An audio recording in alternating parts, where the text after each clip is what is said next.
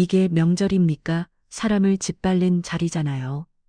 화당 밥상이 뒤집히는 소리와 함께 명절 음식이 바닥으로 쏟아졌습니다. 덮국 그릇이 산산조각 나고 갈비찜이 사방으로 튀었어요. 새벽 4시부터 8시간 동안 만든 음식이 한순간에 바닥을 뒤덮었습니다. 온화하기로 소문난 남편이 폭발한 순간이었어요. 손목에 붕대를 감고 음식을 만들던 아내 기름에 손을 대가면서도 묵묵히 일하던 그녀. 하지만 돌아온 건 모욕과 비교뿐이었습니다. 돈이 있어야 집안이 돌아가는 거죠. 큰 며느로에 차갑게 던진 한마디가 방아쇠를 당겼어요. 시아버지는 지팡이를 휘두르며 불여자라고 소리쳤고 큰 아들은 돈도 못 보는 주제에 감히 대들느냐며 맥살을 잡으려 했어요. 친척들은 수근거리기 시작했고 거실은 순식간에 아수라장이 됐습니다. 과연 이 집안은 어떻게 될까요? 사연 시작하기 전에 구독과 좋아요를 눌러주시면 최신 영상을 가장 먼저 보실 수 있습니다. 고마운 마음을 담아 오늘의 사연 시작합니다. 새벽 4시 부엌에 불이 켜졌습니다. 미정은 손목에 감긴 하얀 붕대를 내려다보며 작게 한숨을 내쉬었어요. 어젯밤 무거운 냄비를 들다 손목을 비끗했지만 파스 한 장 붙이고 붕대로 감는 게 전부였죠. 병원에 갈 시간도 쉴 여유도 없었습니다.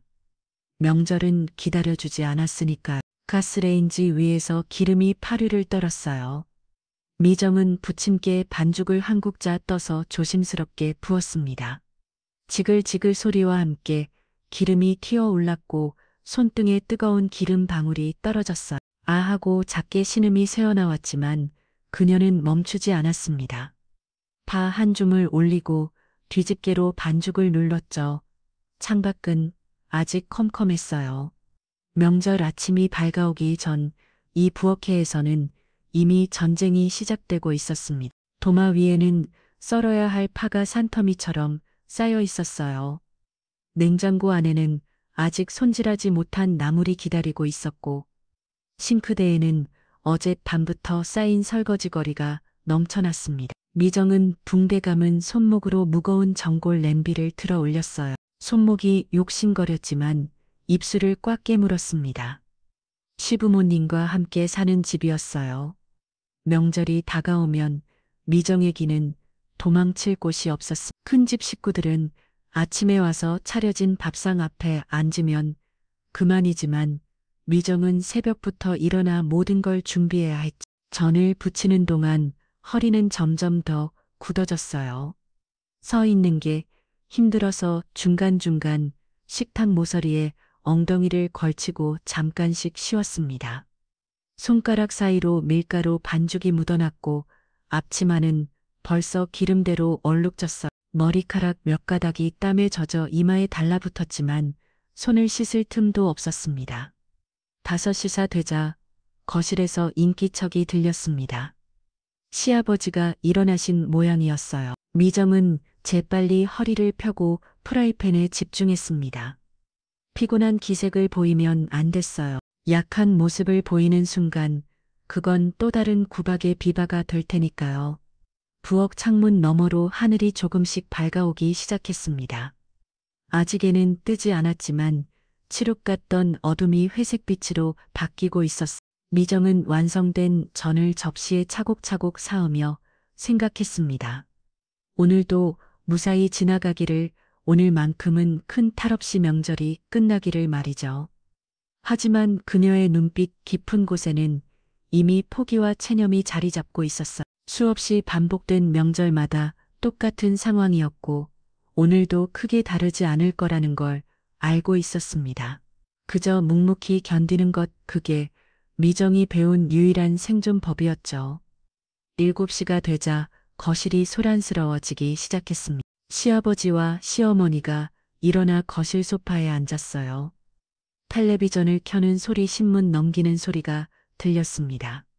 미정은 부엌과 거실을 오가며 상을 차리기 시작했어요.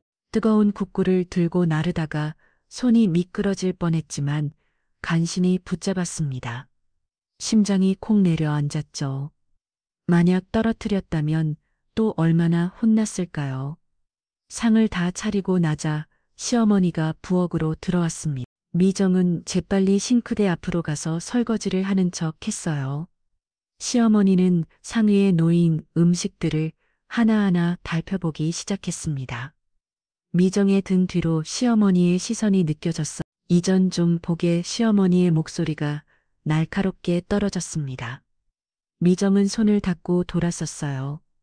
시어머니는 젓가락으로 전 하나를 집어들고 찬찬히 살펴보고 있었습니다. 색이 왜 이렇게 까맣니? 불 조절을 못했어. 죄송합니다. 어머님, 다시 붙여올게요. 미정은 고개를 숙이며 대답했습니다. 목소리가 떨렸어요. 시어머니는 전을 다시 접시에 놓으며 혀를 찼습니다. 큰 며느리 같으면 이렇게 안 했을 텐데 선영이는 음식 솜씨가 좋아서 말이야. 가슴이 철렁 내려앉았어요. 아침부터 시작되는 비교였습니다. 미정은 아무 말도 하지 못한 채 그저 고개만 끄덕였죠. 시아버지도 상앞에 앉았습니다. 숟가락으로 국을 한 술 떠서 맛을 보더니 미간을 찌푸렸어요. 간이 왜 이렇게 싱겁나? 맛이 영 아니야. 죄송합니다, 아버님. 소금을 더 넣을게. 미정은 국구를 살고 부엌으로 돌아왔습니다. 손이 부들부들 떨렸어요. 새벽부터 몇 시간을 쏟아부어 만든 음식이었는데 돌아오는 건 트집뿐이었습니다. 소금을 조금 넣고 국을 저며 미정은 눈물을 참았어요. 울면 안 됐습니다. 눈물이라도 보이는 날엔 약하다고, 마음이 약해서 시집살이를 못한다고 또 구박을 들을 테니까요. 국을 다시 내어자 시아버지는 맛을 보고 겨우 고개를 끄덕였습니다. 그렇게 아침상이 시작됐어. 8시쯤 현관문이 열리는 소리가 들렸습니다. 큰 며느리 선영이 들어왔어요. 깔끔하게 차려입은 모습에 화장까지 완벽했습니다. 명절 아침인데도 손톱 하나 깨지지 않은 손이었죠. 어머님, 아버님, 안녕하세요. 선영의 목소리는 밝고 경쾌했습니다. 시어머니는 환하게 웃으며 선영을 맞았어요. 아이고, 우리 큰 며느리 왔군. 어서 와, 어서 와. 아침 준비하느라 힘드셨죠? 제가 좀 도와드릴게요. 선영은 그렇게 말하며 부엌으로 들어왔습니다. 하지만 실제로 한 일은 아무것도 없었어요. 냉장고 문을 열어 음료수 하나 꺼내고 과일 접시를 들고 나가는 게 전부였죠. 그런데도 시어머니는 연신 고마워했습니다. 역시 큰 며느로 뒤는 다르네. 세심하고 알뜰의 미정은 설거지를 하며 그 말을 들었어요. 새벽부터 모든 음식을 만든 건 미정이었지만 칭찬은 선영에게 돌아갔습니다. 익숙한 일이었어요. 언제나 그랬으니까요. 선영은 시어머니 옆에 앉아 웃으며 이런저런 이야기를 나눴습니다. 남편 재훈이 변호사 일로 얼마나 바쁜지, 요즘 집값이 얼마나 올랐는지, 새로 산 차가 얼마나 좋은지 시어머니는 흐뭇하게 듣고 있었어요. 미정은 부엌 한쪽에서 그 광경을 바라봤습니다. 선영의 깔끔한 손과 자신의 거친 손을 번갈아 보았어요. 붕대가 감긴 손목이 유독 초라하게 느껴졌습니다. 지원의 미아 김치는 준비해. 시어머니의 목소리에 미정은 화들짝 놀라 대답했습니다. 네, 어머님 냉장고에 있습니다. 그래, 그럼 어서 꺼내와. 손님들 오시기 전에 다 준비해야지. 미정은 냉장고에서 김치통을 꺼냈어요. 무거운 통을 들어 올리자 손목이 또 욱신거렸습니다. 하지만 표정 하나 바꾸지 않고 김치를 접시에 담기 시작했죠. 거실에서는 시어머니와 선영의 웃음소리가 계속 들렸습니다. 그 웃음소리가 미정의 귀에는 마치 자신을 비우는 소리처럼 들렸어요. 아무리 애를 써도, 아무리 밤을 새워도 자신은 영원히 인정받지 못할 거라는 생각이 들었습니다. 미정은 김치를 담으며 눈물을 삼켰어요. 오늘도 긴 하루가 시작되고 있었습니다. 10시쯤 현관 초인종이 울렸습니다. 시아버지가 소파에서 벌떡 일어났어요. 시어머니는 급히 머리를 매만지며 옷매무새를 가다듬었습니다. 큰 아들이 온다는 신호였죠. 아이고, 우리 큰 아을 왔구나. 시어머니가 거의 뛰다시피 현관으로 나갔습니다. 문이 열리자 재훈이 먼저 들어왔어요. 키가 크고 체격이 좋은 그는 가피산 코트를 입고 있었습니다. 뒤따라 도연이 조용히 들었죠. 아버님, 어머님, 새해 복 많이 받으세요. 재훈의 목소리는 여유롭고 안정적이었습니다. 시아버지는 만면의 웃음을 띠며 큰 아들의 어깨를 툭툭 쳤어요. 그래, 그래. 우리 집안의 자랑이 왔구나. 어서 들어와. 선영이 재빨리 소파에서 일어나 남편을 맞았습니다. 두 사람은 자연스럽게 나란히 서서 시부모님과 이야기를 나누기 시작했어요. 그 모습이 마치 한 폭의 그림 같았습니다. 시어머니는 재훈의 손을 꼭 잡았어요. 바쁜데 오느라 고생했어. 괜찮았어요. 어머니, 그래도 오느라 힘들었을 텐데 어먼 자 따뜻한 차라도 한 잔 마셔. 시어머니의 목소리에는 애정이 가득했습니다. 미정이 차를 준비하려고 이러려는데 선영이 먼저 부엌으로 들어왔어요. 제가 할게. 어머님. 선영은 그렇게 말하며 차잔을 꺼냈습니다. 실제로 물을 끓이거나 차를 우리는 건 미정이 했지만 선영은 차잔을 들고 나가며 시어머니께 건넸죠. 시어머니는 환하게 웃으며 받았습니다. 역시 우리 큰 며느리 잃은 새심에 미정은 아무 말 없이 부엌으로 돌아왔어요. 가슴 한쪽이 답답했지만 익숙한 감정이었습니다. 도연이 조용히 신발을 벗고 들어왔어. 무슨 25살 청년의 얼굴에는 어딘가 어두운 그림자가 드리워져 있었습니다. 시어머니가 도연을 보며 물었어요. 도연이 요즘 어떠냐? 도연은 잠깐 머뭇거리다가 대답했습니다. 네, 할아버지 잘 지내고 있어요. 그래, 그래. 우리 손자 건강하게 잘 지내면 됐지. 시아버지는 그렇게 말하면서도 더 이상 깊이 묻지 않았습니다. 도연이 대학을 졸업한 지 벌써 1년이 넘었지만 아직 취업을 못한 상태였죠. 명lum대를 나온 지원과는 달리 평범한 대학을 나온 도연은 집안의 기대에 미치지 못했습니다. 그 사실을 모두가 알고 있었지만 아무도 입 밖에 내지 않았어요. 선영의 얼굴이 살짝 굳었습니다. 아들 이야기가 나올 때마다 그녀는 방어적이 됐죠. 재훈이 재빨리 화제를 돌렸습니다. 아버님, 요즘 건강은 어떠세요? 네, 허리는 좀 괜찮으세요? 아, 그렇지 않아도 요즘 좀 나아졌어. 내가 사준 그 건강식품 먹으니까 확실히 효과가 있더라고. 다행이네. 제가 또 좋은 거 알아봐서 보내드릴게요. 부자 간의 대화는 자연스럽고 화목했습니다. 시아버니는 흐뭇한 표정으로 그 모습을 바라봤어요. 선영도 옆에서 미소를 지으며 거들었습니다. 저희가 이번에 또 좋은 한의원 알아냈어요. 거기서 맞춤한약 지어드리면 어떨까요? 아이고, 우리 며느리는 참 항상 이렇게 신경 써주고. 시아버니의 목소리에는 자랑스러움이 가득했습니다. 거실 한쪽에서 이 광경을 지켜보던 미정의 가슴이 철렁 내려앉았어요. 자신도 늘 시부모님 건강을 챙겼지만 그럴 때마다 돌아오는 건 무관심뿐이었습니다. 재훈이 거실을 둘러보며 말했습니다. 집안이 정말 깨끗하네요. 청소하느라 고생 많으셨어요. 지원의 미가 했지.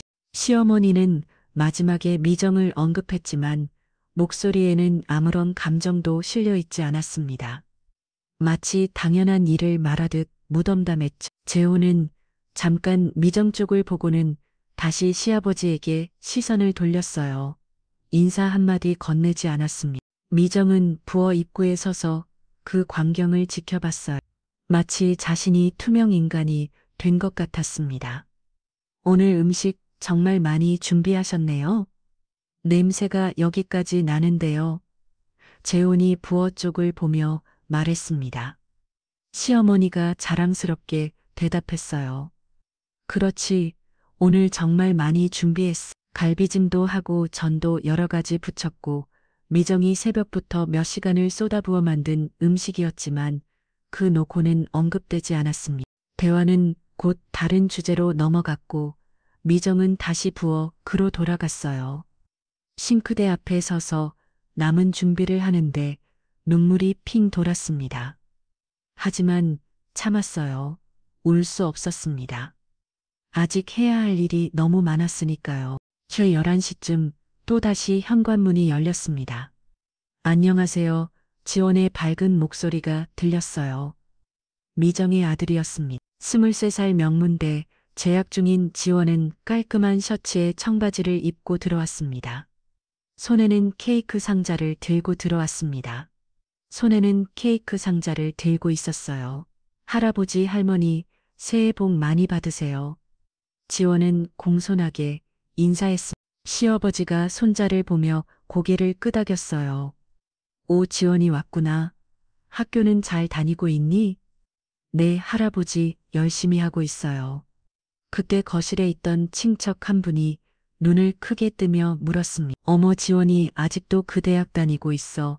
서울에 있는 그 명문대 내 고모 내년이면 졸업이에요. 아이고, 대단하네. 요즘 그 학교 들어가기가 하늘의 별 따기라며 정말 똑똑한 애네 친척의 칭찬이 이었습니다. 다른 친척들도 하나 둘 거 들었어요. 그러게 말이야. 우리 집안에서 그 대학 간 사람이 몇이나 되나 머리가 정말 좋은가 봐. 공부도 잘하고 장학금도 받는다며 정말 깊은 칭찬이 쏟아지는 동안 거실 분위기가 미묘하게 변했습니다. 소파에 앉아있던 선영이 표정이 굳어졌어요. 입가에 걸려있던 미소가 사라지고 턱 끝에 힘이 들어갔습니다. 차자를 든 손에 힘이 들어가 손가락 마디가 하얗게 변했죠. 시어머니도 미간을 찌푸렸어요. 지원을 바라보는 눈빛이 달갑지 않았습니다. 큰 손자 도연과 비교되는 게 너무나 명확했죠. 도연은 소파 구석에 앉아 휴대폰만 들여다보고 있었습니다. 어깨가 움츠러들어 있었고 얼굴은 창백했어요. 자신을 칭찬하는 사람은 아무도 없었습니다. 친척들의 칭찬이 지원에게 쏟아질수록 도연은 점점 더 작아지는 것 같았어요. 재원이 아들의 어깨를 가만히 두드렸습니다. 위로인지 격려인지 알 수 없는 손길이었죠. 미정은 부엌에서 그 광경을 지켜봤어요. 아들이 칭찬받는 게 자랑스러웠지만 동시에 불안했습니다. 저 칭찬이 오히려 독이 될 거라는 걸 알았으니까요. 집안에서 지원이 빛날수록 선영의 시선은 더 차가워졌고 구어머니의 구박은 더 심해졌습니다. 선영이 입을 열었어요. 목소리는 여전히 밝았지만 어딘가 날이 서 있었습니다. 지원이 정말 대단하네. 공부를 그렇게 잘하니까 그 말에는 칭찬보다 빈정거림이 더 많이 담겨 있었습니다. 미정은 가슴이 철렁 내려앉았어요.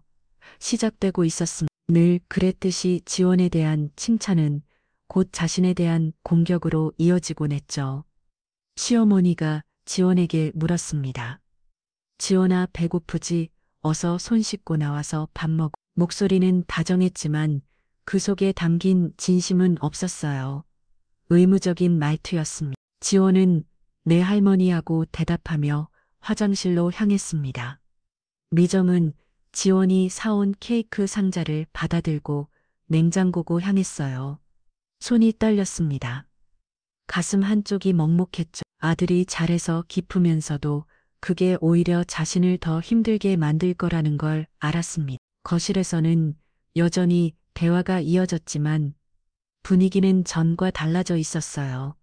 선영은 시어머니와 낮은 목소리로 무어나 속삭이고 있었고 시아버지는 신문을 펼쳐들었습니다. 지원은 도연 옆에 앉아 어깨동무를 하고 있었어요.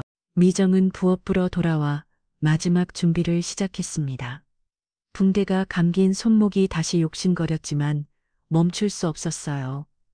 이제 곧 본격적인 식사 시간이 시작될 테니까. 창밖으로 햇살이 쏟아져 들어왔지만 미정의 마음속은 여전히 어두웠습니다.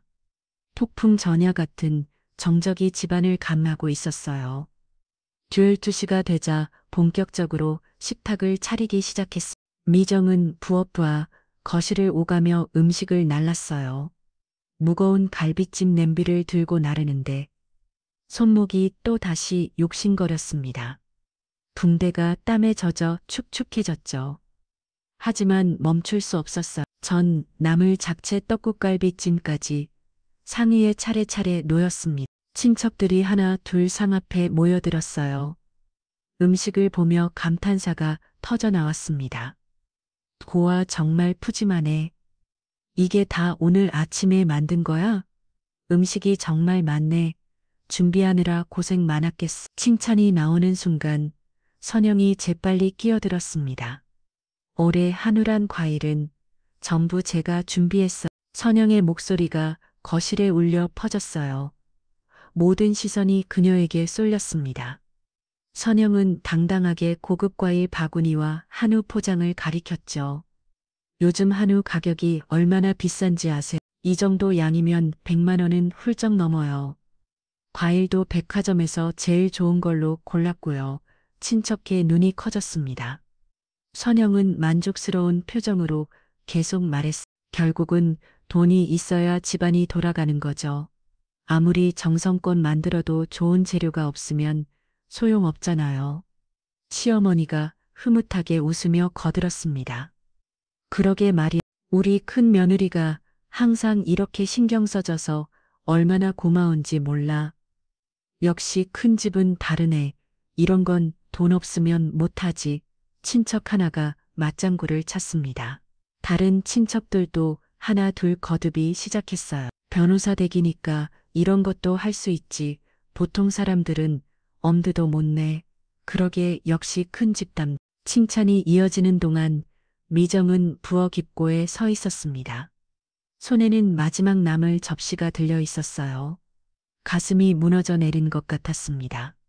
새벽 4시부터 지금까지 8시간을 쏟아부어 만든 음식이었어요. 기름에 손이 대고 무거운 냄비에 손목을 다치면서까지 만든 것들이었습니다.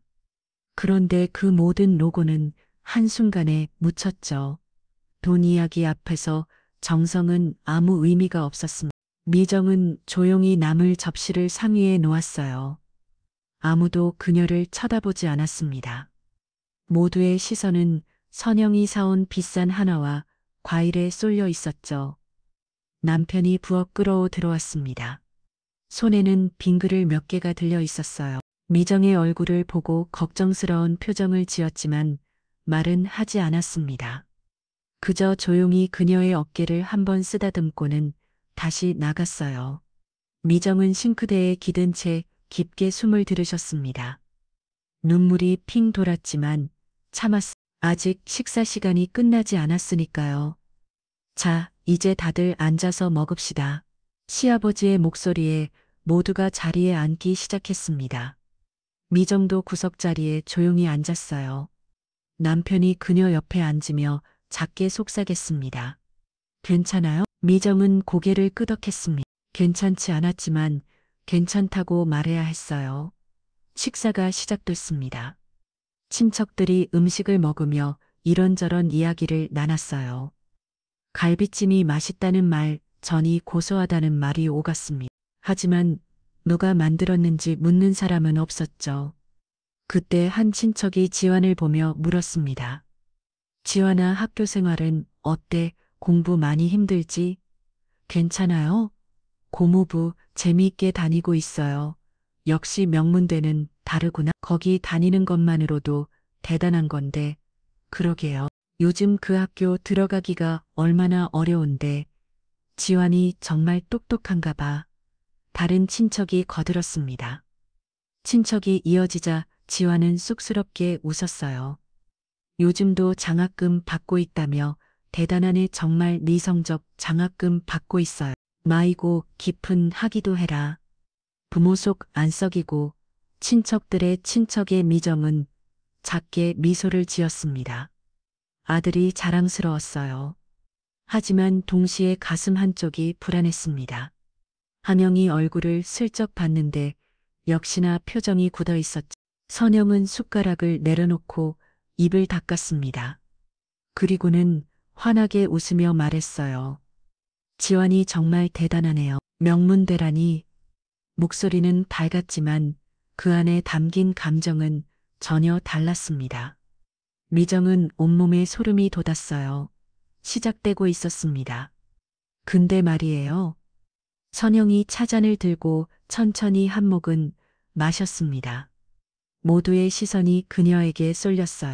명문대라니 좋긴 한데 요즘 세상이 공부만 잘해서 되나요? 졸업하고 나서가 문제지. 분위기가 미묘하게 바뀌었습니다. 친척들이 조용해졌어요. 선영은 여전히 웃고 있었지만 눈빛은 차가웠습니다. 부모가 뒷받침을 해줘야 아이들이 든든하게 사회생활을 시작할 수 있는 거잖아. 학벌이 좋아도 집안 형편이 안 되면 결국 고생하는 거니까 말끝마다 가시가 돋쳐 있었어요. 표면적으로는 일반적인 이야기가 탔지만 실제로는 미정과 지환을 겨냥한 것이었습니다. 저희 도연이도 지금 취업 준비 중이라 바쁘긴 한데 그래도 저희가 받쳐주니까 걱정은 없어. 좋은 곳에 취직할 때까지 천천히 준비할 수 있거든요. 시어머니가 고개를 끄덕이며 거들었습니다. 그렇지, 역시 부모가 든든해야 아이들도 마음 편히 준비할 수 있지. 맞아요. 어머, 요즘 세상은 실력도 중요하지만 결국 집안이 뒷받침해줘야 해요. 인맥도 필요하고 자근도 필요하고. 선영의 말이 계속 이었습니다.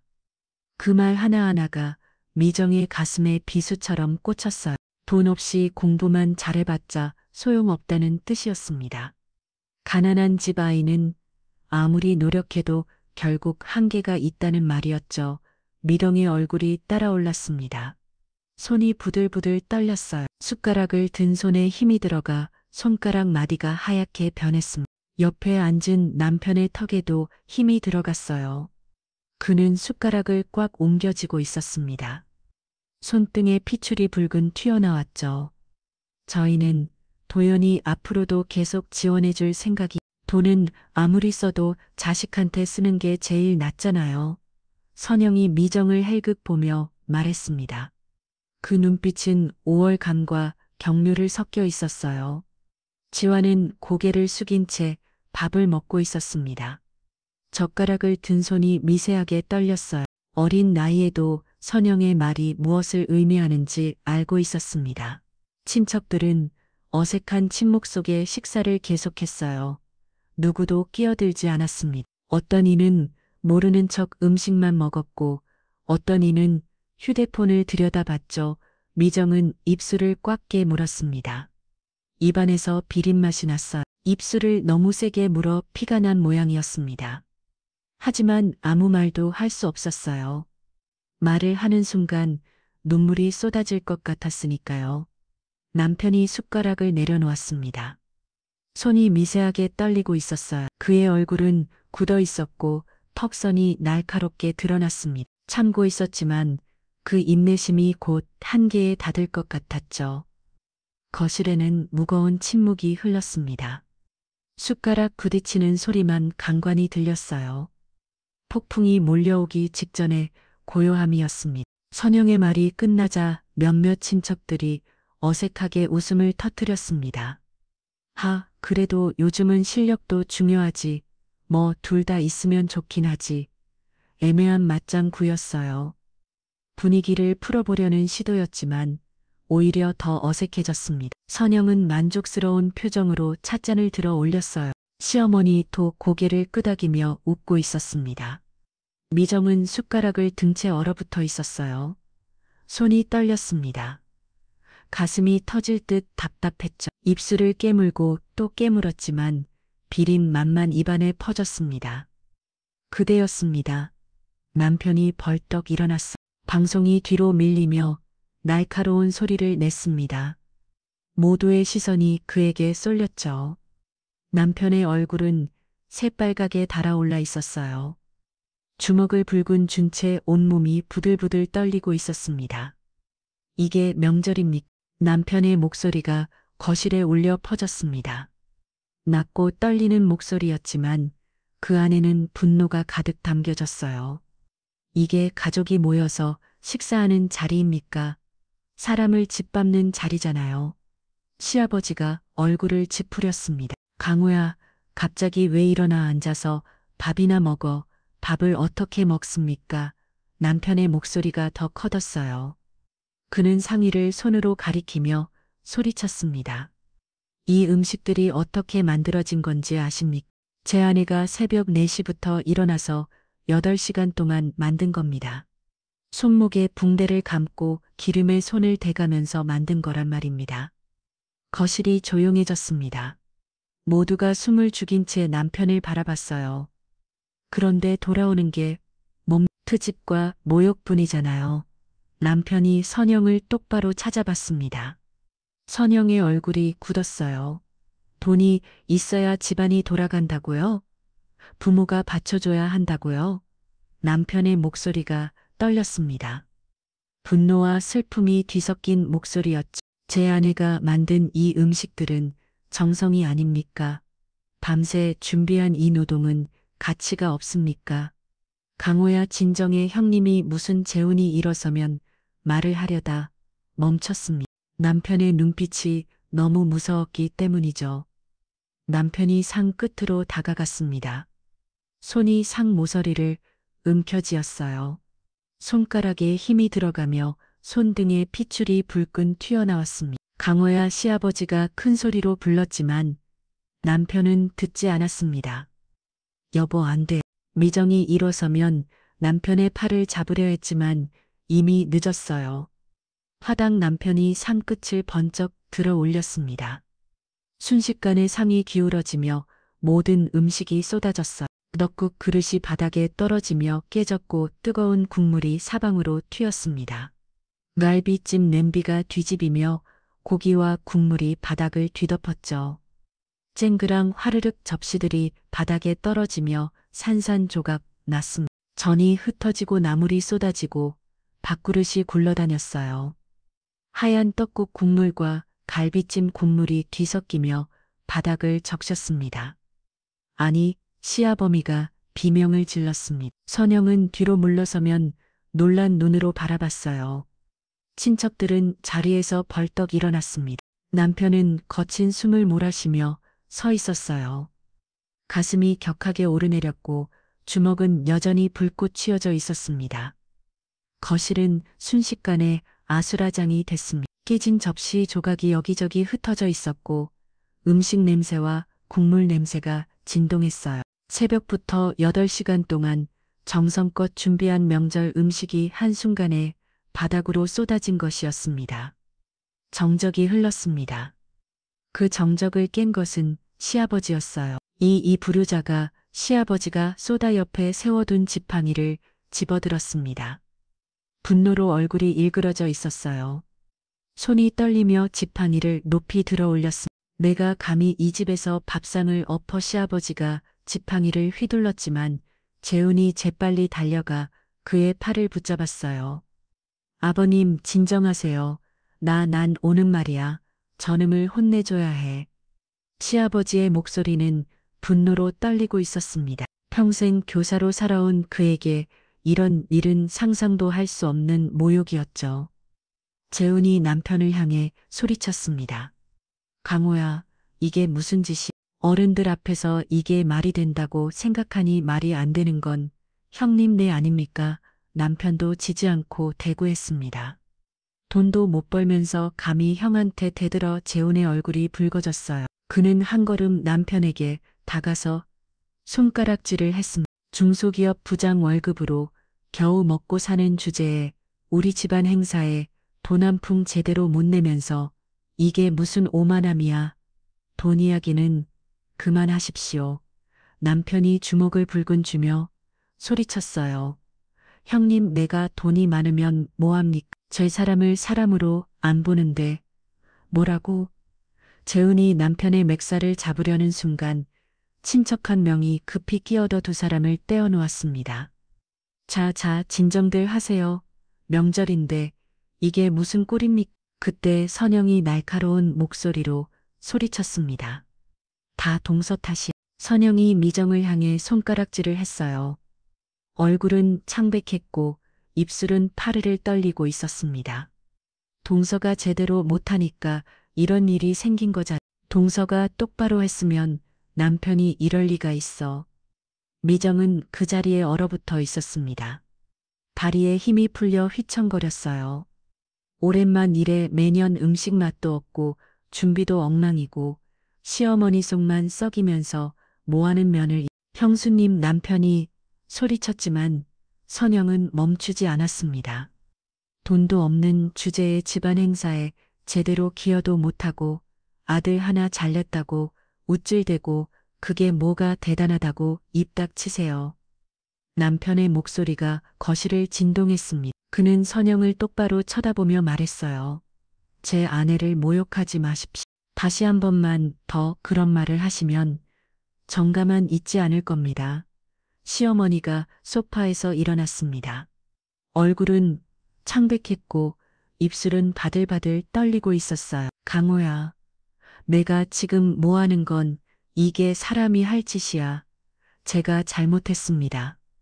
어머님, 남편이 고개를 숙였습니다.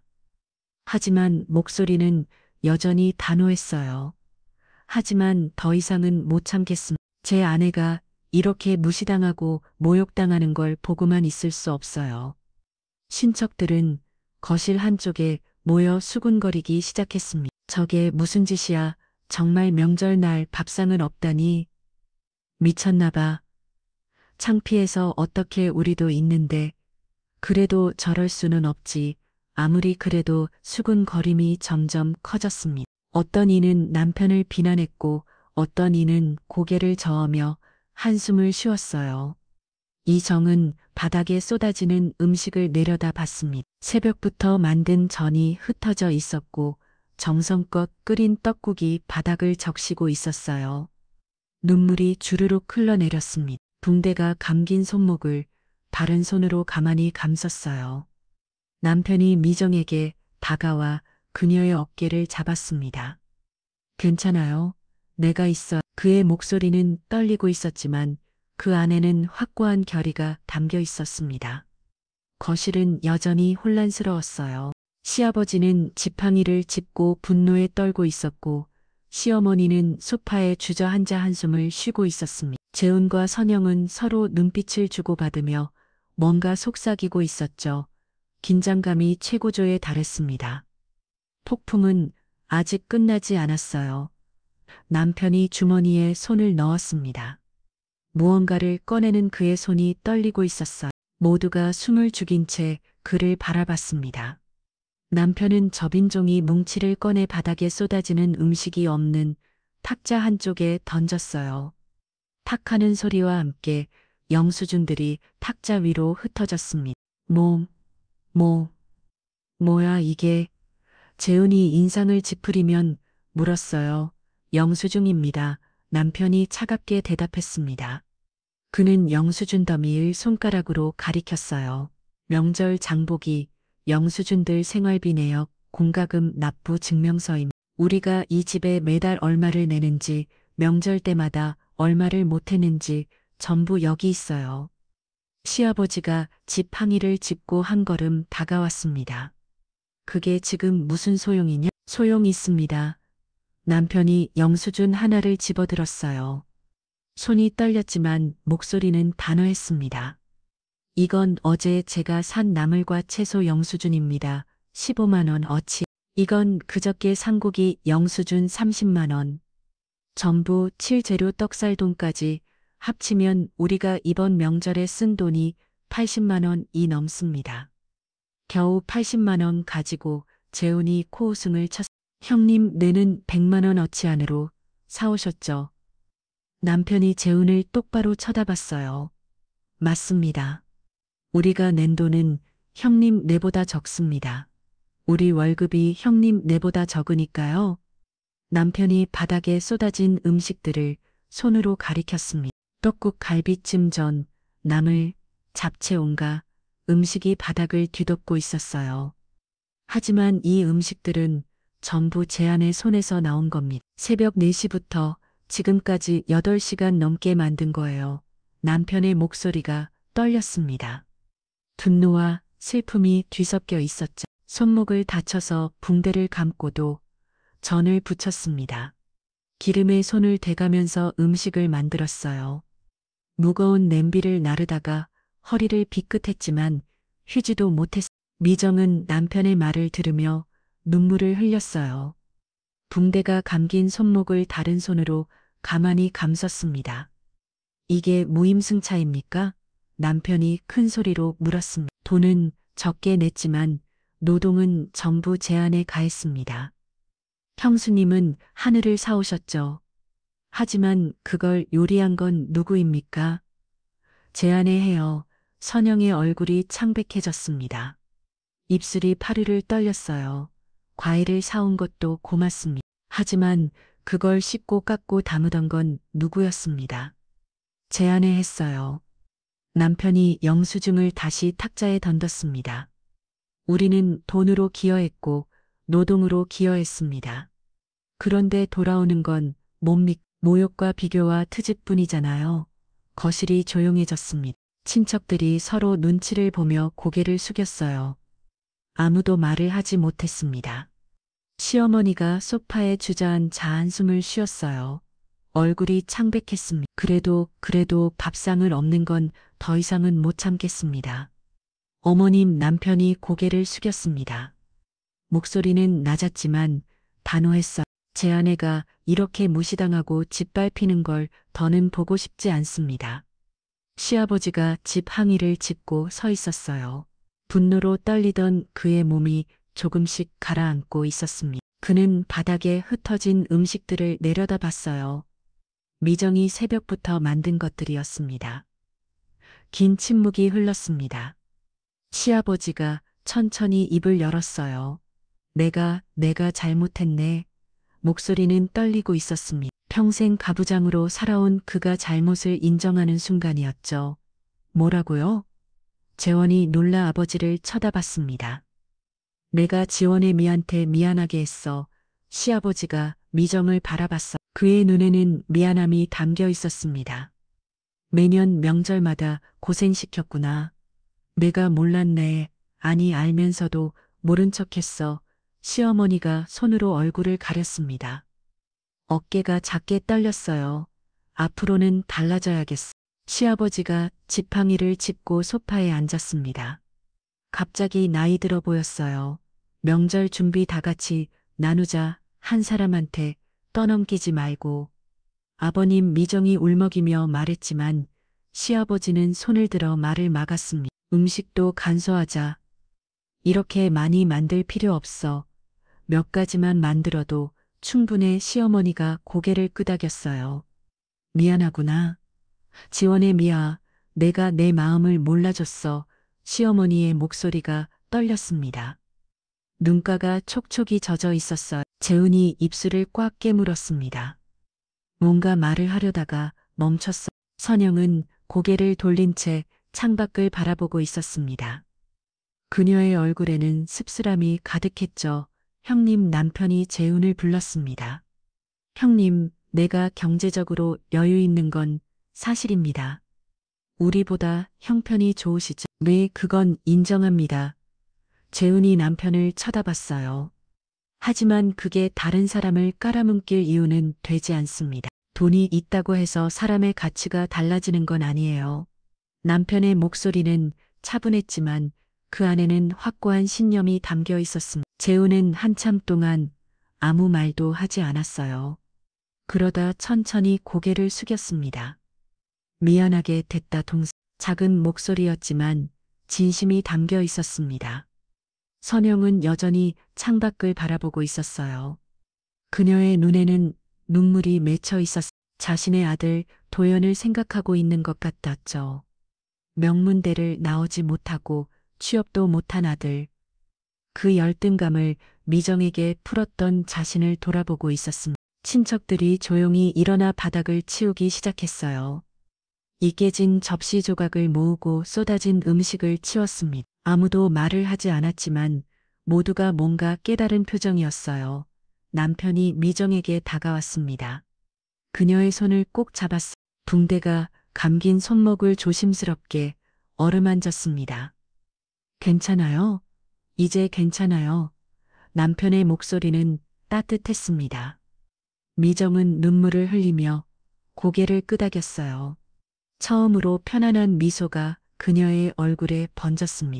지환이 조용히 어머니에게 다가와 어깨를 감싸 안았어요. 엄마 수고 많으셨어요. 미정은 아들의 품에 안겨 소리 없이 울었습니다. 억눌렸던 감정이 터져 나왔어요. 남편이 그 두 사람을 감싸 안았습니다. 거실에 혼란은 천천히 가라앉고 있었어요. 깨진 접시와 쏟아지는 음식은 치워졌고 사람들은 조용히 자리에 앉기 시작했습니다. 시아버지가 창밖을 바라보며 중얼거렸어요. 명절이 뭔지 잊고 있었군. 돈 자랑하고 남 깎아내리고 그게 명절이 아닌데. 시어머니가 옆에 앉아 남편의 손을 잡았습니다. 두 노인은 말없이 서로를 바라봤어요. 해가 서쪽으로 기울기 시작했습니다. 창밖으로 붉은 노을이 비쳐 들어왔어요. 거실은 따뜻한 빛으로 물들었습니다. 미정은 남편의 손을 꼭 잡고 있었어요. 붕대가 감긴 손목은 여전히 아팠지만 마음은 한결 가벼웠습니다. 밥상에 엎어진 그 순간 쏟아진 건 음식만이 아니었어. 눌려있던 존눈이 함께 쏟아져 나왔습니다. 오랫동안 억눌렸던 진실이 드러났어요. 정성의 가치, 노동의 의미, 그리고 사람을 사람으로 대하는 것의 중요함이 모두에게 각인됐습니다.